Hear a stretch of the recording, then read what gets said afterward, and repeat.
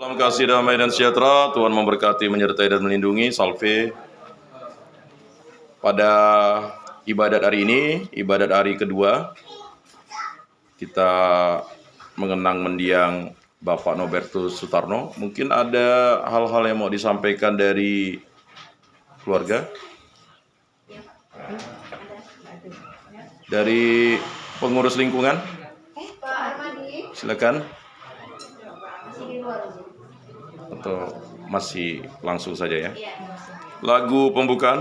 Lagu pembukaan nomor 236. Nomor 236. Mulai. Lama yang Esa mengutus putramu menjadi manusia untuk menyelamatkan dunia serta umatnya dari hidup kedosaan. Yesus selalu amalkan kehendak Allah Bapa dengan ketaatan. Padamu ampunilah umatmu pada saat kematian. Dalam nama Bapa dan Putra dan Roh Kudus. Amin. Semoga rahmat kasih karunia Yesus Kristus, cinta kasih Allah Bapa dan persekutuan Roh Kudus selalu beserta kita, sekarang dan selama-lamanya.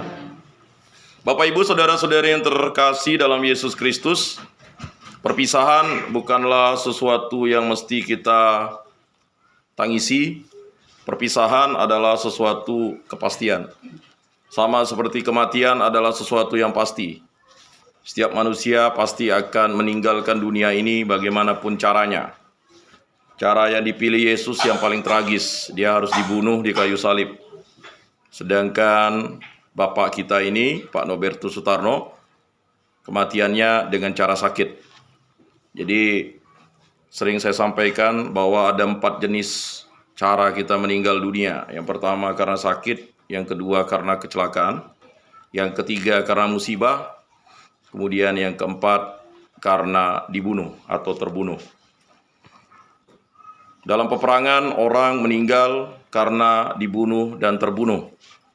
Tetapi dalam keadaan hidup rukun, damai, dan sejahtera, orang meninggal bisa karena sakit, kemudian karena kecelakaan, dan karena musibah. Dan juga mungkin bisa dibunuh atau terbunuh karena sesuatu atau keinginan jahat dari orang-orang yang ingin menyelesaikan hidup manusia di muka bumi ini dengan cara memaksa kehendaknya. Tapi kita yakin dan percaya bahwa Bapak Nobertus Sutarno dengan segala sakit penyakitnya, karena saya kurang lebih hampir 4 tahun ya mengantar komuni ke beliau, semangatnya luar biasa, semangatnya untuk selalu menerima tubuh dan darah Kristus, sakramen Ekaristi, setiap minggunya. Kalau memang tidak setiap minggu, biasa saya alihkan ke hari Senin, kalau tidak ke hari Selasa atau ke hari Rabu. Dan memang beliau sungguh luar biasa. Kemarin saya ingat waktu mengantar komuni itu, saya terlambat setengah jam. Karena memang ada pekerjaan yang harus saya selesaikan, janji jam 8. Di lingkungan kita ini ada 20 lansia yang harus diantar. Ya. Artinya cukup banyak. Jadi harus keliling dulu, ya. Nah, sampailah ke giliran beliau, saya sudah tahu mungkin kalau pintu itu dikunci berarti tidak ada orang di sini. Jadi saya masuk lewat pintu belakang. Akhirnya saya pikir beliau seperti biasanya ada ya, karena beberapa bulan yang lalu saya mengantar begitu juga, karena tidak ada orang di rumah. Ya, jadi saya langsung antar. Karena sudah tahu posisi di mana kuncinya, saya masuk, tidak ada, kosong. Lalu keluarlah keponaan ya. Oh, udah diantar ke rumah sakit kurang lebih setengah jam. Karena seperti itu saya langsung ke tempat berikutnya. Dan memang saya ingat waktu mertua saya meninggal, itu tidak lama memang proses kematian seseorang itu. Saya masih di CU waktu itu. Saya tidak bisa menyaksikan bagaimana. Pas sekitar jam 12-an saya masih di CU, saya putar sampai di pintu rumah sakit. Abang ipar bilang udah tidak ada. Ya kata udah tidak ada berarti sudah meninggal dunia. Itu juga dengan Pak Tarno di grup lingkungan kita mendoakannya ya. Semoga segera pulih dan sembuh. Memang kepulihan dan kesembuhan itu dipilih oleh kita sendiri. Yang utama, beliau sudah lengkap sakramen. Sebelum beliau meninggal ini beberapa bulan sebelumnya sudah terima sakramen minyak suci dan sakramen pertobatan. Jadi waktu itu perasaan yang tidak enak sehingga pagi-pagi ya, kita ke sini lalu menerima sakramen pertobatan dan sakramen pengurapan orang sakit. Dan selanjutnya terus menerima sakramen Ekaristi Kudus setiap minggunya, tiada terputus. Nah, itu adalah kesaksian iman yang hidup bagi Pak Nobertus Sutarno. Dan masih banyak hal yang sangat positif yang saya pelajari dan timba dari beliau. Dan nanti mungkin dalam refleksi dan renungan akan saya bahas. Marilah supaya kita layak beribadat di hadapan Allah Tritunggal Yang Maha Kudus, kita mengakui dosa dan kekurangan kita. Saya mengaku kepada Allah yang Maha Kuasa dan kepada saudara sekalian bahwa saya telah berdosa dengan pikiran dan perkataan, dengan perbuatan dan kelalaian. Saya berdosa, saya sungguh berdosa. Oleh sebab itu saya mohon kepada Santa Perawan Maria, kepada para malaikat dan orang kudus, dan kepada saudara sekalian, supaya mendoakan saya pada Allah Tuhan kita. Semoga Allah mengampuni dosa-dosa kita dan menghantar kita ke hidup yang kekal. Amin. Tuhan kasihanilah kami, Tuhan kasihanilah kami, Kristus kasihanilah kami, Kristus kasihanilah kami, Tuhan kasihanilah kami, Tuhan kasihanilah kami. Marilah kita berdoa. Allah Tritunggal Yang Maha Kudus, dengan segala ketabahan kami lepaskan Bapak Nobertus Sutarno yang telah meninggalkan kami pada hari yang kedua ini. Engkau yang mengutusnya ke dunia, Engkau juga yang akan memanggilnya untuk menuju rumah di kerajaan surga. Karyanya di muka bumi sudah selesai. Segala sesuatu yang Kau kehendaki telah dilakukan. Kami yakin dan percaya berkat iman akan Yesus Kristus, Dikau menerimanya dalam kerajaan-Mu. Jika masih ada hal-hal, dosa atau perbuatan-perbuatan yang mungkin menghambat jalan yang menuju rumah-Mu, ampunilah dosa-dosanya dan terimalah dia di dalam kerajaan-Mu. Dan kami juga mohon agar Engkau memberikan ketabahan dan juga kekuatan kepada istri, anak-anaknya, para menantunya dan para cucunya, serta handai tolan saudara-saudarinya, agar selalu tabah dan setia kepada Yesus Kristus dalam kehidupan di muka bumi ini. Semua doa ini kami serahkan dengan perantaraan Tuhan kami Yesus Kristus yang hidup dan beraja kini dan sepanjang segala masa. Amin. Mari sebelum kita mendengarkan Injil Tuhan, kita mengangkat satu pujian. Nomor 238. Mulai. Hanya kepadamu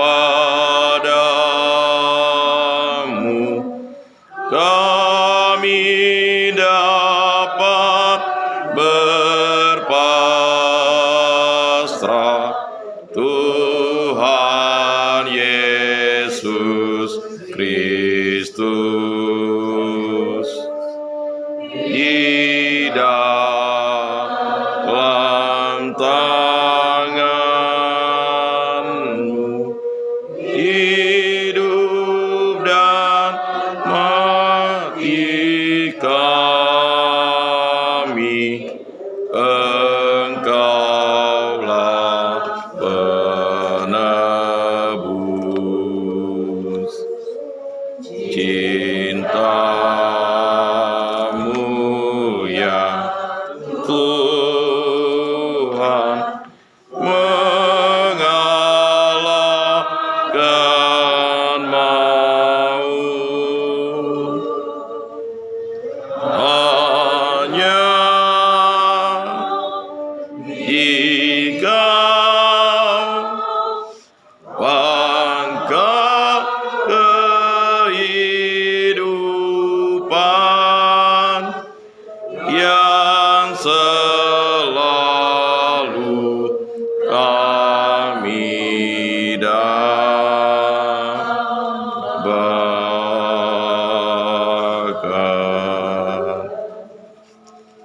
Inilah Injil Yesus Kristus menurut Santo Lukas. Dimuliakanlah Tuhan. Sabda-Mu kupikirkan, sabda-Mu kuucapkan, sabda-Mu kuresapkan di dalam hati. Jagalah dirimu supaya hatimu jangan syarat oleh pesta pora dan kemabukan, serta kepentingan-kepentingan duniawi, dan supaya hari Tuhan jangan dengan tiba-tiba jatuh ke atas dirimu seperti suatu jerat, sebab ia akan menimpa semua penduduk bumi ini. Berjaga-jagalah senantiasa sambil berdoa, supaya kamu beroleh kekuatan untuk luput dari semua yang akan terjadi itu, dan supaya kamu tahan berdiri di hadapan Anak Manusia. Demikianlah Injil Tuhan. Terpujilah Kristus. Bapak Ibu saudara-saudari yang terkasih, nasihat supaya berjaga-jaga ini sebenarnya adalah sesuatu pesan kepada kita semua umat beriman untuk selalu berjaga-jaga, karena kehidupan ini bisa dengan cepat kita akan menghilang di muka bumi ini. Seperti yang saya sampaikan dalam pengantar tadi, ketika saya pindah di lingkungan Santo Rupinus ini, ada hal yang sangat saya kagumi dari Pak Nobertus Sutarno nih, ya. Jadi beberapa bapak-bapak, bahkan ada yang sudah meninggal, mengatakan kalau beliau sudah renungan ini pasti lama, ya kan? Dia bukan lama renungannya, tetapi memberikan semacam meditasi, kontemplasi untuk kita merenung begitu. Bahkan saya teringat waktu terakhir dia membawa refleksi renungan itu, Bu Tarno mengingatkan, jangan lama-lama Pak.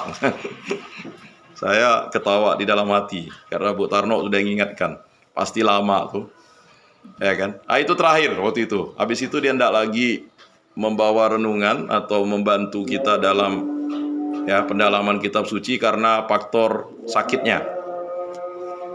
Dan yang paling saya kenang dari beliau ini, kalau dia duduk di Jumat pertama itu pasti disitulah tempat duduknya. Dan saya selalu memperhatikan di belakangnya itu seperti ada salib gitu. Jadi saya duduk di belakang, saya perhatikan. Saya sampaikan ini karena memang saya sangat memperhatikan beliau. Nah, hal yang paling diungkapkan oleh beliau itu tentang doanya itu. Itu sangat berkesan. Doanya itu sampai sekarang saya refleksikan. Doanya itu kayaknya sepertinya belum adalah orang yang berdoa seperti itu gitu. Karena kalau orang mengharapkan sesuatu yang mulia, dia mengharapkan sesuatu yang setia. Saya ingat doanya yang selalu dia sampaikan. Mungkin banyak yang sudah mengantuk, tapi saya mendengarkan dengan seksama. Ada doanya itu. Dia katakan, ke neraka pun aku ikut kamu Yesus. Adakah orang yang di sini berdoa seperti itu? Ya, saya belum berani berdoa seperti itu. Ya, karena kita pasti mengharapkan pergi ke surga. Tapi Pak Tarno mengharapkan selalu mengikuti Yesus, walaupun Yesus ke neraka. Sampai sekarang itu sangat membingungkan saya dan membuat saya mencari-cari literasi. Itu udah tingkat pemahaman iman yang paling tinggi lah begitu. Ya, tidak ada saya temukan orang sekelas Pak Nobertus Sutarno itu merefleksikan imannya begitu kuat kepada Tuhan Yesus. Pasti kalau orang berdoa seperti itu, dia sudah tahu bahwa Yesus itu satu-satunya penyelamat bagi dirinya. Nah, refleksi itu tinggi, dalam. Sampai sekarang saya ungkapkan, baru saya temukan satu-satunya umat Katolik yang berdoa seperti itu. Ada doa, mendoakan lain, doa Santa Faustina. Ya Yesus yang baik, ampunilah dosa-dosa kami, selamatkanlah kami dari api neraka, dan hantarkanlah jiwa-jiwa ke dalam surga. Tapi kok doa Pak Sutarno ini kok mengerikan ya? Ya kan? Ke neraka pun aku ikut kamu, Yesus. Setelah itu tidak ada gangguan lagi kepada dirinya, itu refleksinya yang panjang, ya, dan tidak ada lagi kekacauan yang membuat dia mengganggu imannya kepada Tuhan Yesus.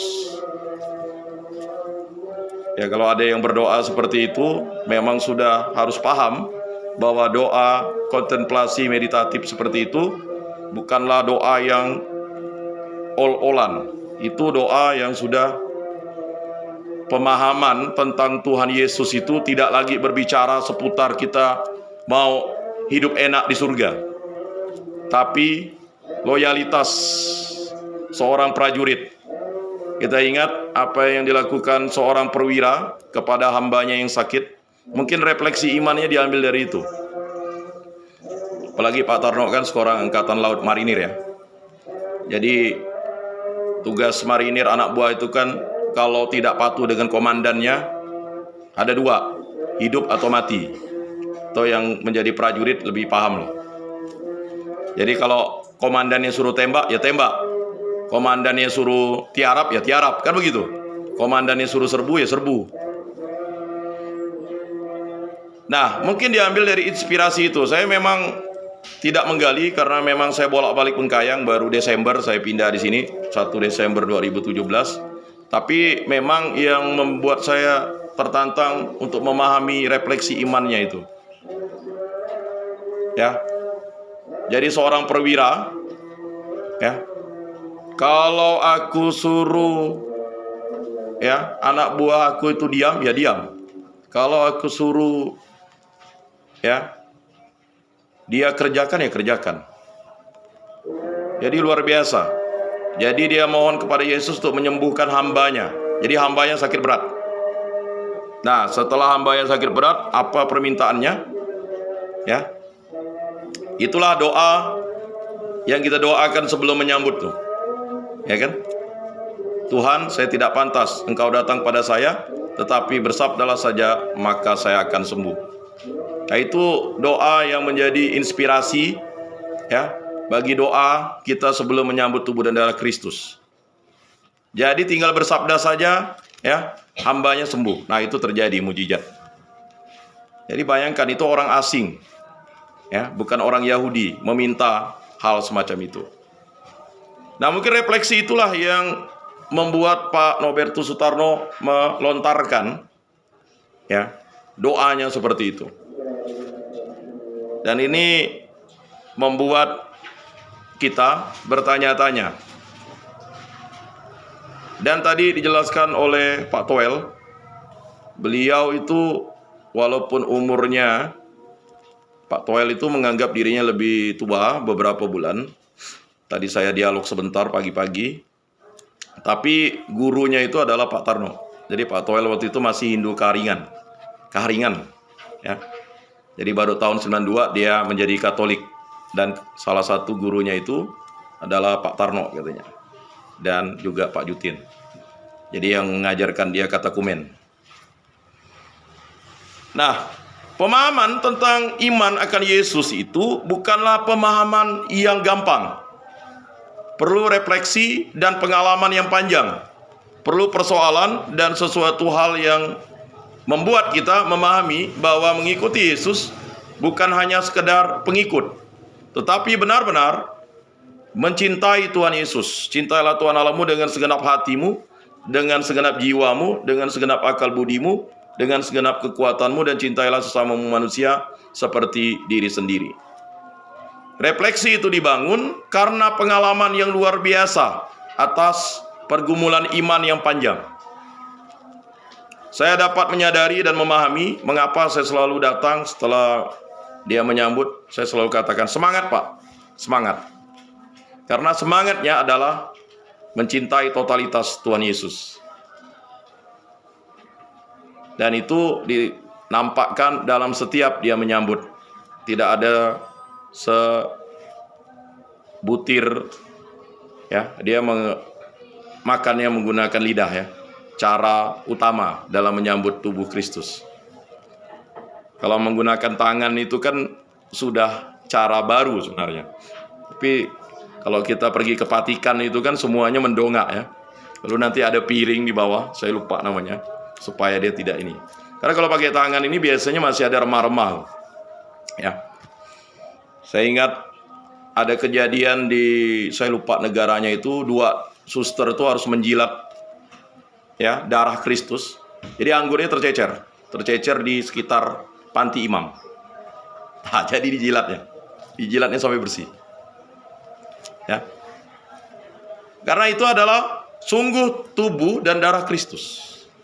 Makanya hati-hati kalau remahnya jatuh itu kita harus ambil, misalnya setetes misalnya, atau misalnya apa begitu.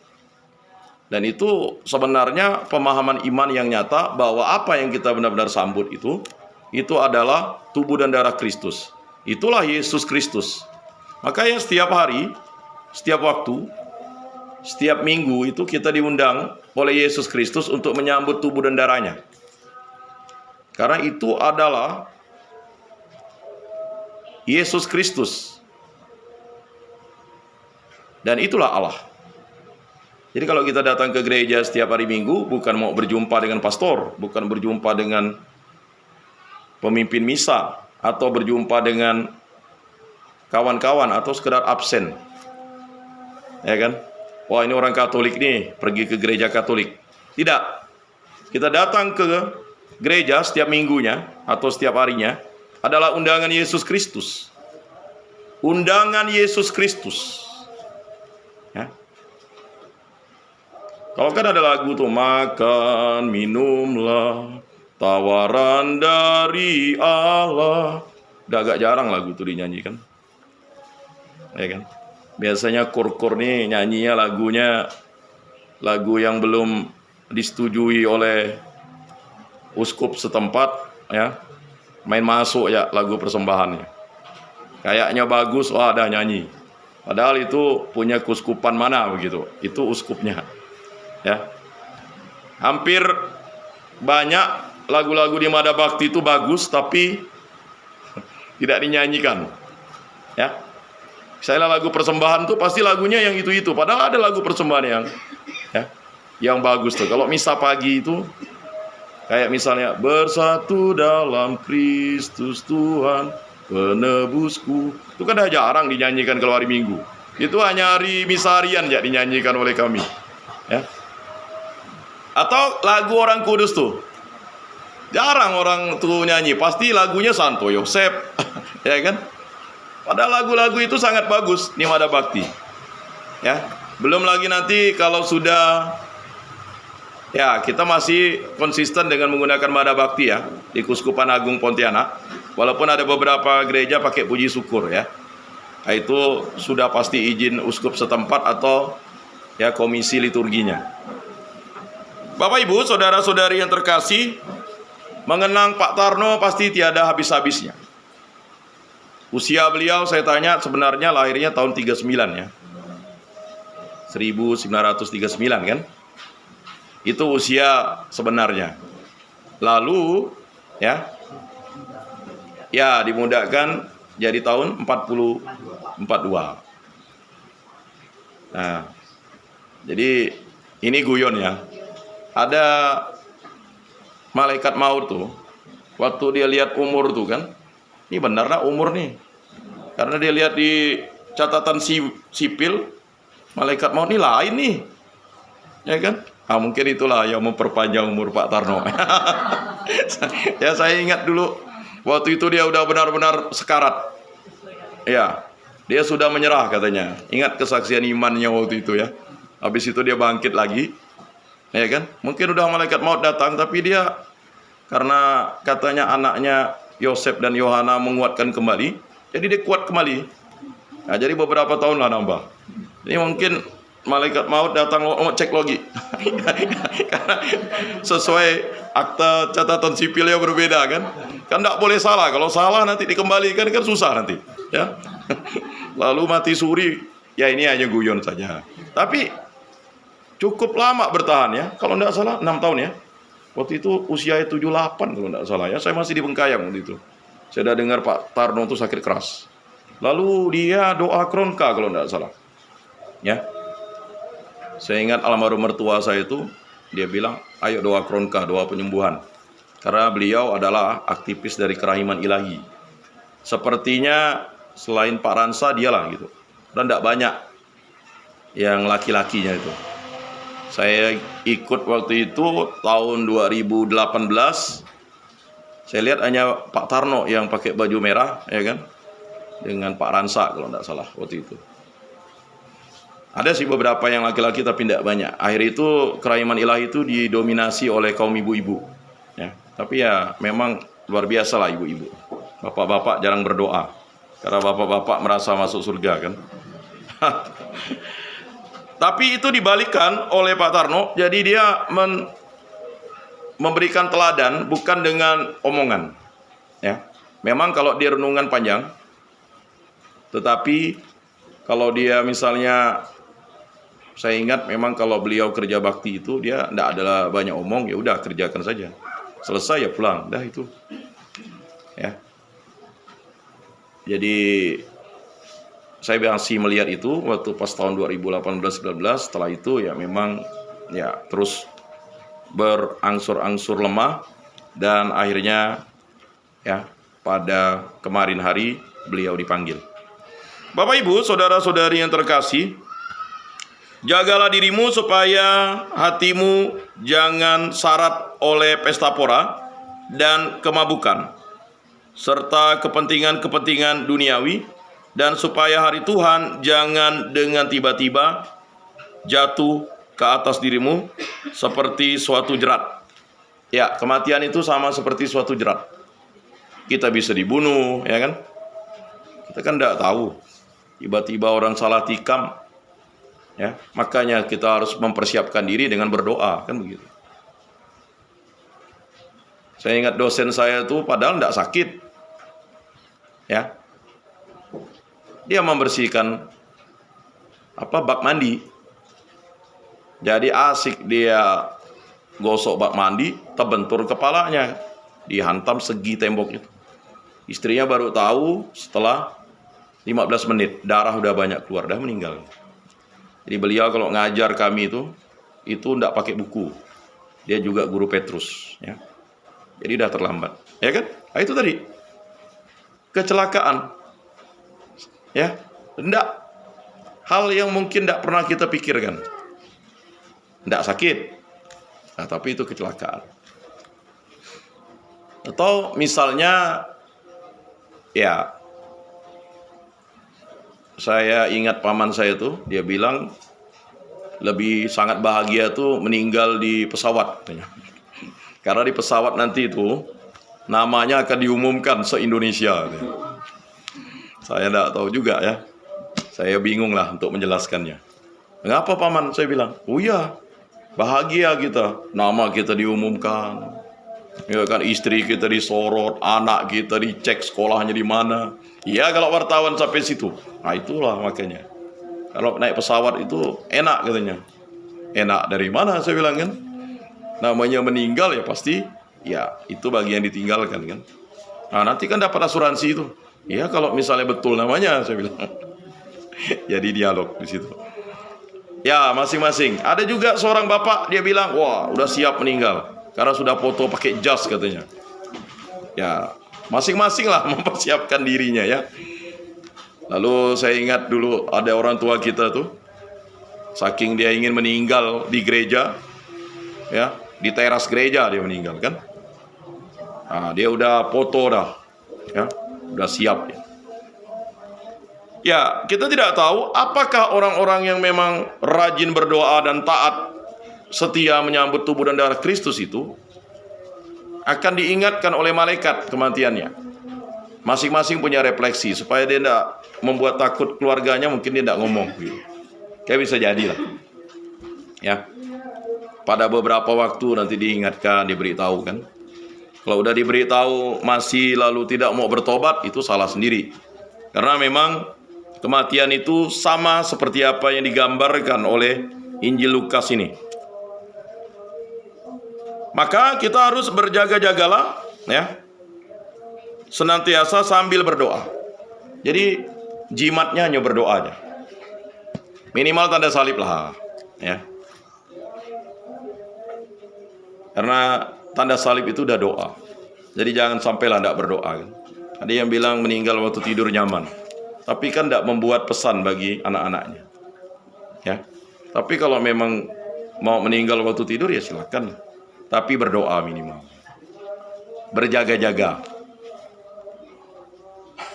Memang kalau secara eskatologis berbicara tentang akhirat ini, bagi orang Katolik itu tak perlu takut sebenarnya. Ketakutan itu karena kita banyak dosa. Dosa dengan istri, dosa dengan anak, ya kan? Bapak-bapak kan dosa dengan istri, istri dosa dengan suami, kan gitu. Nah, ya.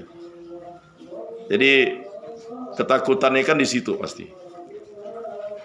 Tapi bagi para orang beriman, ya, bukanlah suatu ketakutan atau kegelisahan, tapi suatu kegembiraan. Maka pasti gumangan Pak Tarno beberapa kali saya dengar, ya, selalu ngomong, ya kan, sudah dekat waktunya.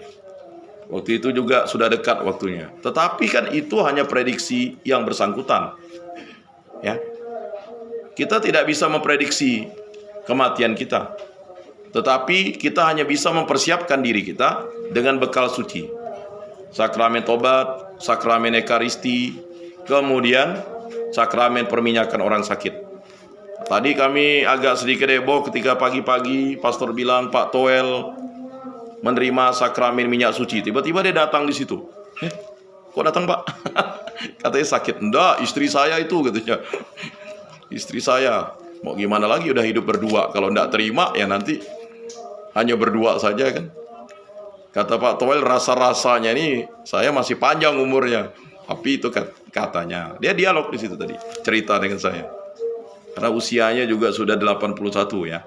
Sudah 82. Luar biasa panjang umurnya. Jadi ceritalah. Dan kebanyakan di kita tunggu SOS dulu, sakramen orang sakit. Sebenarnya sakramen pengurapan orang sakit itu bagi para lansia itu diperlukan, karena lansia itu mudah sekali rentan sakit. Saya ingat dulu ibunya Monsunyir Bumbun tuh tidak pernah sakit, 98 tahun ya, disengat oleh penyengat tuh, lalu meninggal. Dia udah kepalanya udah diember, tapi memang penyengat tuh, memang tidak tahu lah, inilah malaikat maut namanya kan, disengatnya. Dia tidak sakit apa-apa, hanya disengat penyengat tuh, meninggal. Itu tadi, mungkin itulah yang menginspirasi istri Pak Toel agar menerima sakramen minyak suci. Karena beberapa kali saya saksikan kalau yang udah menerima sakramen orang sakit itu udah ini ndak bisa ngomong, ndak bisa lagi minta bekal suci deh. Karena memang udah ndak bisa dia komunikasi. Saya ingat mertua saya dulu tuh dalam 1 tahun itu 3 kali dia terima sakramen minyak suci. Ya ndak apa-apa. Karena sebenarnya orang terdekatnya udah tahu. Misalnya kita operasi atau dalam bahaya maut, ya silakan. Kalau operasi itu wajib menerima sakramen minyak suci. Karena kita tidak tahu kegagalannya. Saya ingat ada orang Siantan itu hanya operasi apa tuh lalu meninggal. Operasi kutil. Kutil. Nah, jadi maut itu jangan operasi kutil ya bisa meninggal dunia karena katanya biusnya terlalu banyak. Ya, jadi malpraktek katanya. Nah, Bapak Ibu, saudara-saudari yang terkasih, tidak ada rumus lain lagi selain berjaga-jaga dengan berdoa. Maka selalu dalam setiap misa requiem itu, hari ini aku, besok kamu, kata pastor kan. Selalu dia bilang begitu terus, ya. Jadi semakin kuatlah kita ikut misa requiem itu. Jadi kalau kita ikut misa requiem itu sebenarnya tidak menakutkan kita. Itu sebenarnya gambaran kita nanti meninggal dunia seperti itu kan gitu. Jadi kemarin waktu hari Minggu saya ikut retreat deeper itu saya bilang yang menyebabkan kita nih sering menjadi takut itu adalah tahayul. Nah, tahayul. Ini beginilah, ini begitulah. Kalau bagi orang Katolik itu tidak ada lagi tahayul sebenarnya.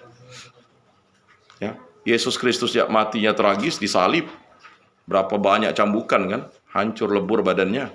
Tetapi setelah bangkit, kemuliaannya ditampilkan, Maria Magdalena tidak bisa ya melihatnya secara kasat mata, mesti dipakai kacamata iman. Begitu juga dengan Pak Nobertus Sutarno. Jadi kalau kita sebagai orang beriman tuh, ya udah jelas ketika kita meninggal dunia, langsung kita ke akhirat gitu. Itu ya.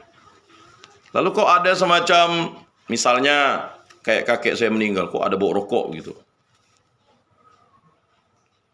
Kadang itu kan tahayulnya. Itu mungkin kita mengingat masa lalu dia suka merokok, bau rokok kan begitu. Atau dia mencuci piring kan. Atau dia misalnya batuk. Ya. Atau misalnya dia ya tiba-tiba buka pintu. Ya. Bagi orang beriman itu sudah tidak berlaku lagi. Jadi siapa yang menjelma itu? Itu bisa jadi ketakutan kita. Yang kedua ada si jahat. Apalagi kalau kematiannya memang tidak normal kan. Nah, itu hal-hal yang harus kita pikirkan dan kita renungkan bahwa kematian itu pasti akan datang. Bapak Ibu, saudara-saudari yang terkasih, maka kunci kesuksesannya dalam menghadapi kematian hanya menyandarkan diri kepada hadirat Allah, belas kasih Allah, keraiman Allah. Dan tidak ada lagi yang bisa kita lakukan.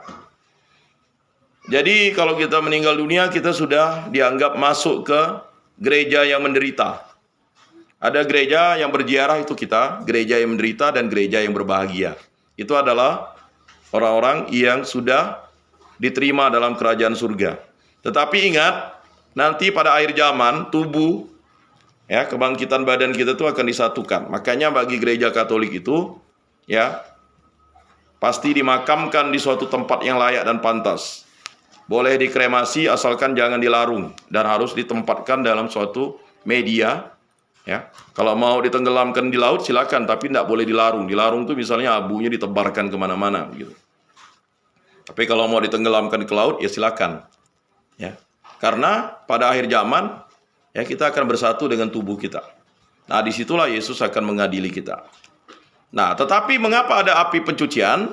Itu adalah suatu keadaan kondisi di mana orang yang di muka bumi ini bisa menyampaikan doa-doa mohon belas kasih Allah supaya orang yang dosanya ya masih ada atau kesalahannya masih ada di muka bumi itu bisa Allah ampuni.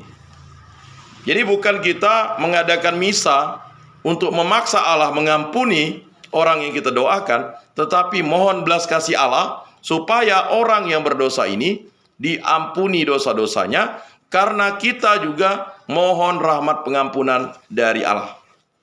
Nah, itu harus jelas. Makanya gereja Katolik itu jelas dia menitik beratkan pada belas kasih Allah. Maka adalah ada doanya kan? Ya. Semoga jiwa-jiwa orang beriman beristirahat dalam ketentraman, dalam kerahman Tuhan. Nah, itu hal yang sangat patut dan layak kita lakukan. Jadi kalau misalnya kita bertemu dengan nenek kita, bertemu dengan kakek kita, bapak kita, ibu kita, ya, marilah kita doakan setiap waktu, setiap saat, supaya itu menjadi hal yang utama. Dan kemudian yang terakhir, kematian itu kepastian. Tetapi kepastian itu bukanlah kematian. Nah, ini berat, ya kan? Kematian itu adalah kepastian, tapi kepastian itu bukanlah kematian.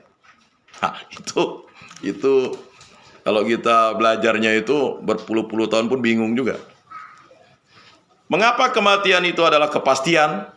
Karena setiap orang beriman itu akan meninggalkan badannya untuk menuju Allah di surga. Dan kematian itu adalah proses lahiriah di mana kita berjumpa dengan Allah. Tetapi proses lahiriah itu disikapi dengan iman, harapan, dan kasih kita. Dan belas kasih Allah lah yang utama, yang diharapkan. Ya, jadi kematian itu adalah kepastian. Tapi kepastian bukanlah kematian. Mengapa? Kepastian itu adalah hidup kekal bersama Allah di surga. Jadi kalau ada orang seperti orang Saduki kan bilang, udah, ya mati itu pasti. Tapi apakah ada kehidupan kekal? Yesus bilang, ya, kepada mereka kamu sesat. Jadi bagi kita orang beriman, ya, kematian itu adalah kepastian, kepastian bukanlah kematian.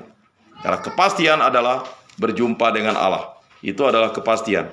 Dan untuk masuk dalam kerajaan Allah, kita harus dibebaskan dari segala dosa kita di muka bumi ini. Maka Bapak Ibu, saudara-saudari yang terkasih, marilah kita berdoa dan bertobat. Itu adalah gambaran yang utama.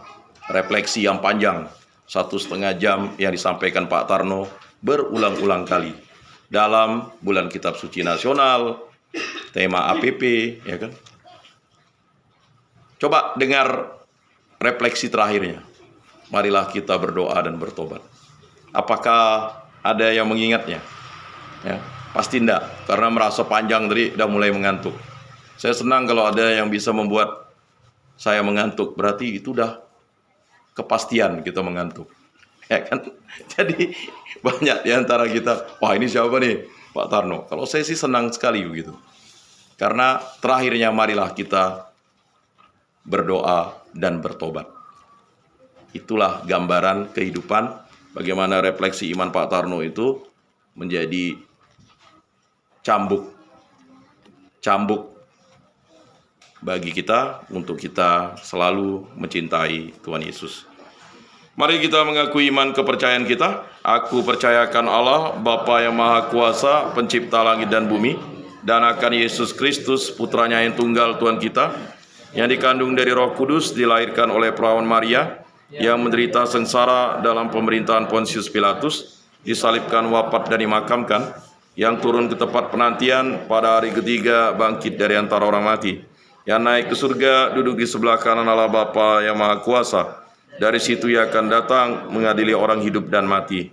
Aku percayakan Roh Kudus, Gereja Katolik yang kudus, persekutuan para kudus, pengampunan dosa, kebangkitan badan, kehidupan kekal. Amin. Marilah kita menyampaikan doa-doa permohonan kita. Nanti setelah doa permohonan yang saya sampaikan, silakan baik perwakilan keluarga, perwakilan lingkungan, perwakilan sahabat, ya silakan. Boleh 5 orang untuk mewakili doa permohonan. Ya Allah Tritunggal yang Maha Kudus, kami bersyukur atas rahmat-Mu, karena kematian itu adalah suatu kepastian bagi kami umat beriman. Kami memohon ampun atas segala dosa dan kekurangan kami.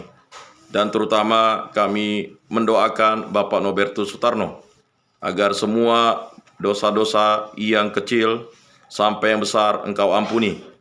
Karena keyakinan iman dan segala wujud iman yang telah dia laksanakan dalam hidupnya, dalam karyanya, dan dalam cintanya kepada Tuhan Yesus.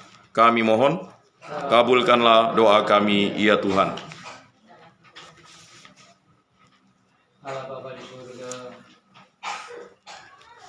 kami bersyukur kepadamu. Kami juga mohon pengampunan atas dosa-dosa adik kami Nobertus Sutarno yang 2 hari yang lalu Engkau panggil. Allah Bapa, kiranya Engkau berbelas kasih, ampunilah kelemahan-kelemahannya yang ia lakukan di dunia secara sengaja maupun tidak sengaja. Dan kiranya Engkau yang berbelas kasih, kubulkanlah adik kami Nobertus Sutarno dalam kerajaan surgamu yang abadi. Marilah kita mohon.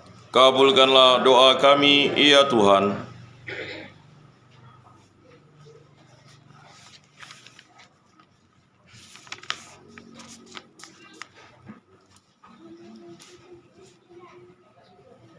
Bapa di surga, kami juga mohon berikanlah keteguhan iman, kekuatan kepada adik kami, istri daripada almarhum, anak-anaknya, serta cucu-cucunya, serta menantunya. Berikanlah kekuatan iman akan Engkau, sehingga merelakan kepergian almarhum Nobertus Sutarno dalam perjalanan ke rumah Bapa di surga. Kami mohon. Kabulkanlah doa kami, ya Tuhan. Allah Bapa yang Maha Rahim, pada kesempatan malam hari ini kami mengenang dan berdoa secara khusus untuk Om Tarno yang telah Engkau panggil. Ampunilah atas segala dosa dan kesalahannya, perkenankanlah memasuki kehidupan abadi bersama para kudus-Mu di surga. Kami mohon. Kabulkanlah doa kami, ya Tuhan.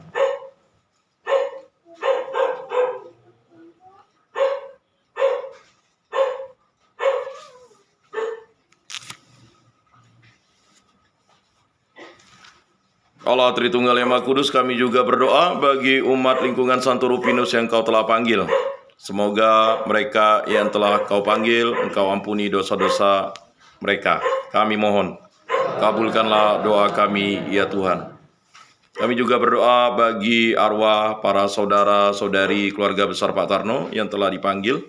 Semoga mereka juga berbahagia dalam kerajaan-Mu dan belas kasih-Mu, memberikan pengampunan kepada yang berada di api pencucian. Kami mohon, kabulkanlah doa kami, ya Tuhan. Demikianlah doa-doa permohonan yang kami sampaikan ke hadirat-Mu dengan perantaraan Tuhan kami Yesus Kristus yang hidup dan beraja kini dan sepanjang segala masa. Amin. Mari kita satukan semua doa permohonan kita dengan doa yang diajarkan oleh Tuhan Yesus Kristus. Bapa kami yang ada di surga, dimuliakanlah nama-Mu, datanglah kerajaan-Mu, jadilah kehendak-Mu di atas bumi seperti di dalam surga. Berilah kami rejeki pada hari ini, dan ampunilah kesalahan kami, seperti kami pun mengampuni yang bersalah kepada kami. Dan janganlah masukkan kami ke dalam pencobaan, tetapi bebaskanlah kami dari yang jahat. Amin. Marilah kita berdoa. Allah Bapa kami, sekarang kami percayakan Bapak kami ini, saudara kami ini, kakek kami ini, ke hadirat-Mu, Bapak Nobertus Sutarno, dalam kerahiman-Mu. Kami percaya bahwa semua yang telah meninggal dalam Kristus akan hidup pula bersama Kristus. Terimalah dia di dalam kerajaan-Mu, dan bantulah kami yang masih berziarah di bumi ini, agar saling membantu dalam menghadapi segala tantangan hidup.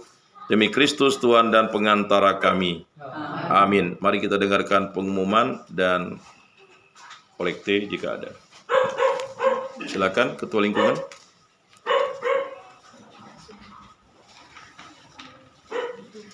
Selamat malam. Selamat malam. Sejahtera bagi kita semua. Pengumuman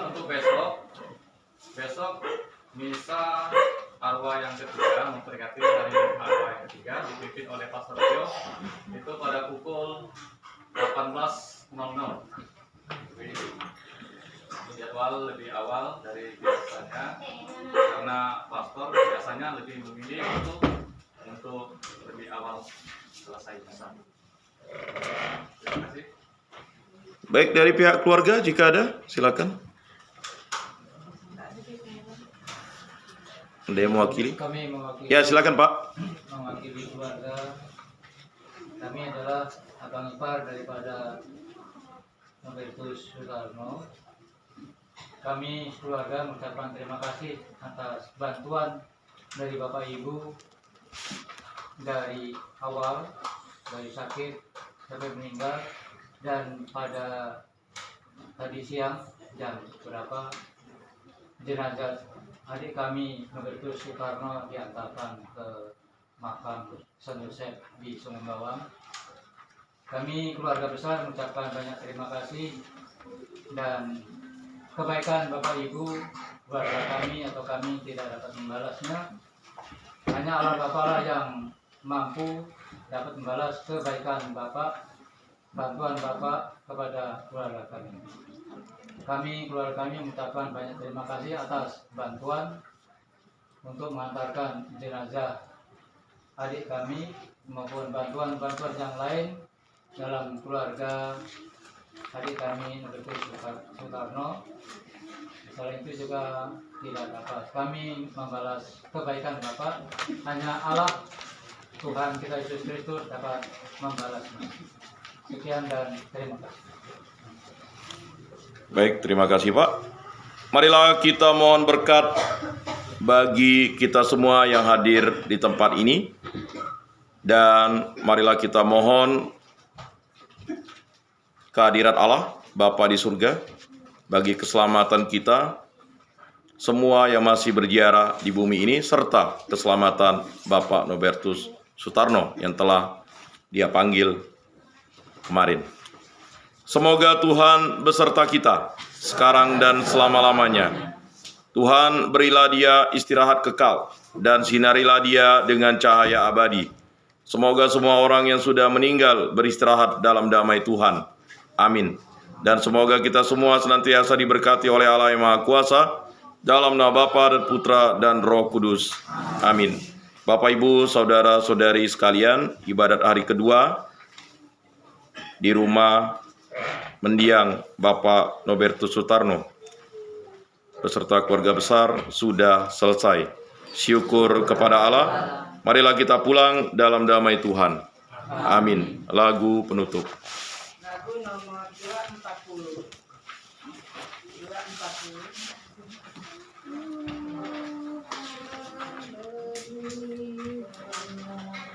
Mulai. Tuhan berikanlah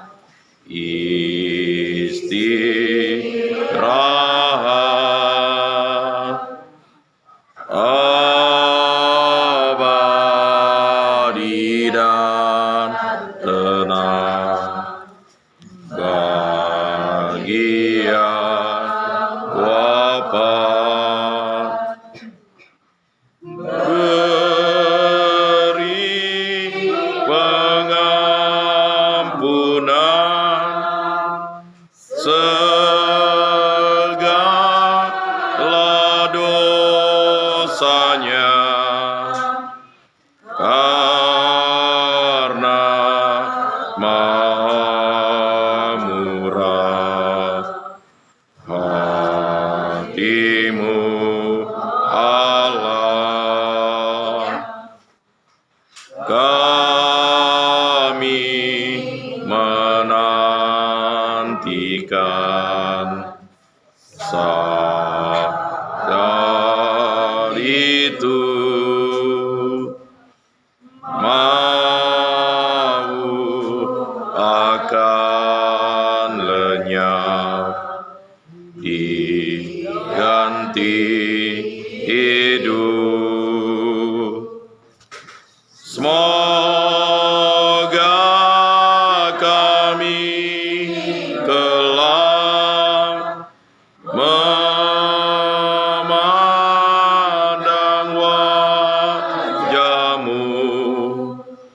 disinari